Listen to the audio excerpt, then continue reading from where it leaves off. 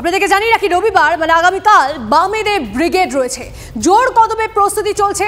কর্মী সমর্থকদের থাকার জন্য 3টি জায়গার ব্যবস্থাও করা হয়েছে। এই সমস্তটা নিয়ে প্রস্তুতি নিয়ে কথা বলবো। আমাদের সঙ্গে রয়েছেন আমাদের প্রতিনিধি প্রদীপ্ত সরাসরি।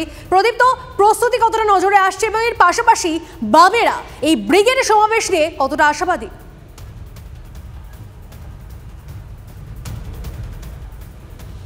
দেখো, ডিওয়াইএফআই এই সমাবেশের মূল আয়োজক এবং তারা আশাবাদী যে এই ব্রিগেডের যে মাঠ রয়েছে, এই মুহূর্তে আমরা যেখানে রয়েছি সেই মাঠ উপচে রাস্তাতেও ভিড় উপচে পড়বে এই আশা তারা করছেন এবং ইতিমধ্যেই প্রস্তুতির কাজ প্রায় শেষ পর্যায়ে বলা যায়। এবং গতকাল রাত থেকে অর্থাৎ শনিবার এবং রবিবার রাত সেইটুকু ব্যবহার করার জন্যে, মাঠে কাজ করার জন্যে সুযোগ মিলেছে ডিওয়াইএফআইয়ের। সেনাবাহিনী তেমনই অনুমোদন দিয়েছে এবং আমার সহকর্মী চাঁদ মিয়াকে দেখাতে বলবো যে মূল যে মঞ্চ, একটা মূল মঞ্চ করা হচ্ছে যেখান থেকে বক্তৃতা করবেন মীনাক্ষী মুখোপাধ্যায়, মোহাম্মদ সেলিম, আভাস রায়চৌধুরী, কলতান দাশগুপ্তরা এবং তার পাশে আরও দুটো মঞ্চ রাখা হয়েছে।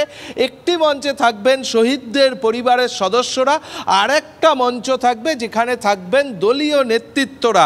এবং এই যে গোটা মাঠ এবং রাস্তার জন্য মোট 650টা মাইক ব্যবহার করা হয়েছে। শেষ মুহূর্তের প্রস্তুতি খতিয়ে দেখতে কিছুক্ষণের মধ্যে এখানে এসে উপস্থিত হবেন ডিওয়াইএফআইয়ের রাজ্য সম্পাদক মীনাক্ষী মুখোপাধ্যায়, ডিওয়াইএফআই নেতা কলতান দাশগুপ্ত, তার কিছুক্ষণ পর আসবেন মোহাম্মদ সেলিমরা, তারা এসে দেখবেন।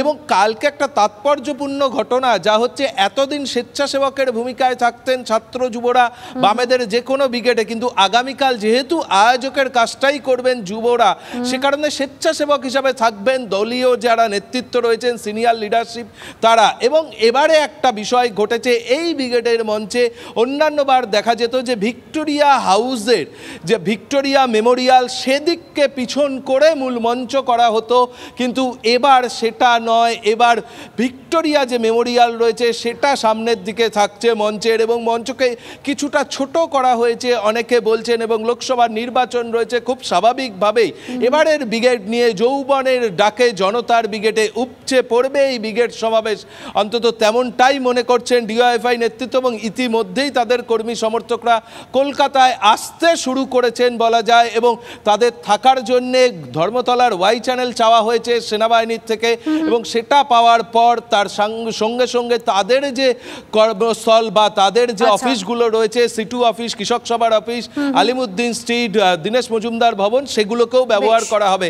অর্থাৎ এখন এই মুহূর্তে সাদা পতাকায় ইতিমধ্যেই ব্রিগেড সেজে উঠেছে। তুমি দেখতে পাচ্ছ আমার সহকর্মী চাঁদ মিয়া সেই ছবি দেখাচ্ছে। আমরা দেখলাম প্রদীপ্ত, তোমার মাধ্যমে সেই ছবি আমরা দেখলাম। আপাতত ধন্যবাদ।